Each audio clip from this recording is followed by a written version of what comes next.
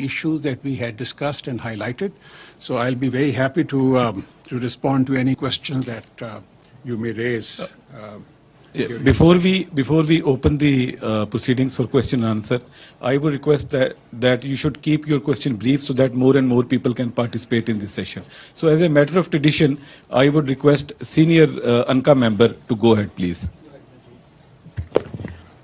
Thank you very much, Amanat. My name is Abdul Hamid Sayam. On behalf of the United Nations Correspondents Association, first we welcome you, Mr. Minister. We are glad that you gave us this time, and I hope we will have a very good encounter with you. I have a few questions related to the issues, but they are related to the same subject, okay, about Jammu and Kashmir and Palestine. Mm-hmm. Many Arab countries now are abandoning the Palestinians. So would we ever imagine Pakistan one day would also turn its back to the people of Jammu and Kashmir? And the second, would Pakistan one day normalize relations with Israel before the Palestinians have their own independent, contiguent, and sovereign state? Thank you very much. Thank you so much. I think this is an important question, but to be very honest, in our interactions that we have had in the last 4 or 5 days, including in the OIC ministerial meeting, or for that matter during the OIC contact group on Palestine, which met day before yesterday, we didn't get this impression that Palestine or the issue or the Palestinian people were being abandoned by any of the Muslim countries or OIC member countries. As a matter of fact, there was a reiteration of the support that is being extended or which will continue to be extended to the people of Kashmir for their right, legitimate rights, which have been guaranteed to them or mentioned in the relevant UN Security Council resolutions. So that is the impression that we have got during all the interactions that we have had, whether they were bilateral meetings or whether they were in the context of the overall ministerial meetings or the contact group on Kashmir. As a matter of fact, there was an expression of solid support for the Palestinian cause as well as the people of Palestine. Jammu and Kashmir, again, is certainly an issue of great importance. That's the core dispute between India and Pakistan.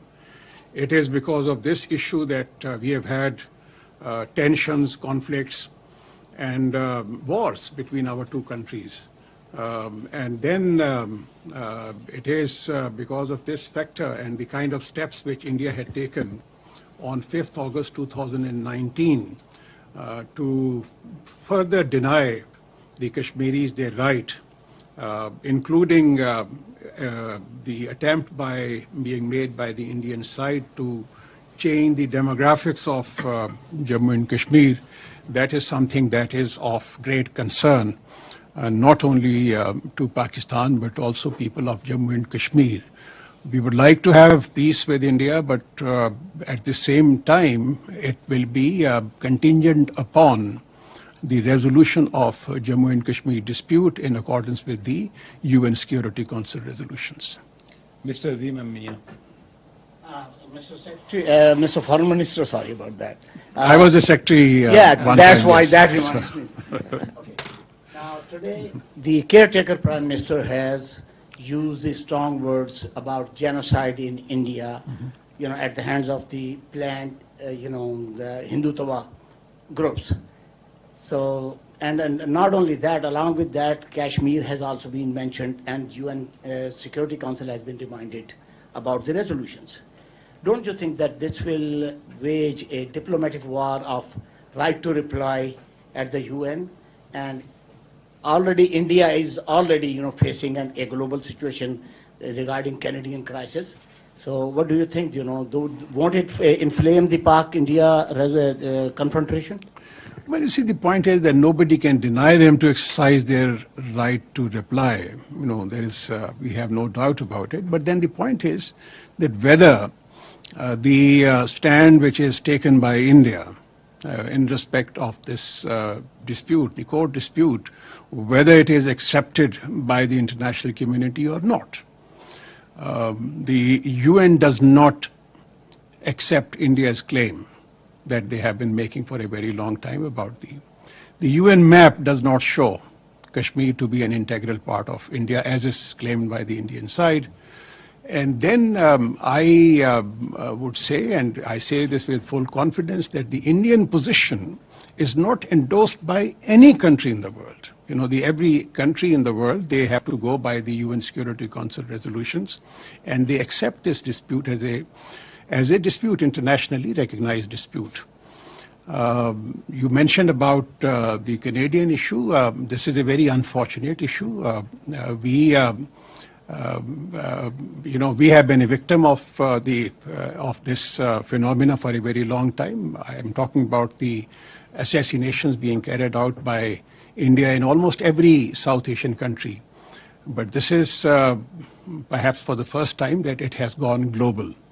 And this is a very, very serious situation, and I think they will have to come clean on this, because as we see it, and as most of the members of the international community would see it, this is like the mask that they had coming off the Indian face, and having been exposed by this very, very serious crime that has been committed on the Canadian side. Yes, please. Lucas Chapman with Arab News. You mentioned the loss and damage fund, and obviously the kind of first litmus test for this fund is the reconstruction efforts in Pakistan after the devastating floods last year. Can you talk a little bit about sort of how has the international cooperation for the loss and damage fund been thus far, and how is this first test going?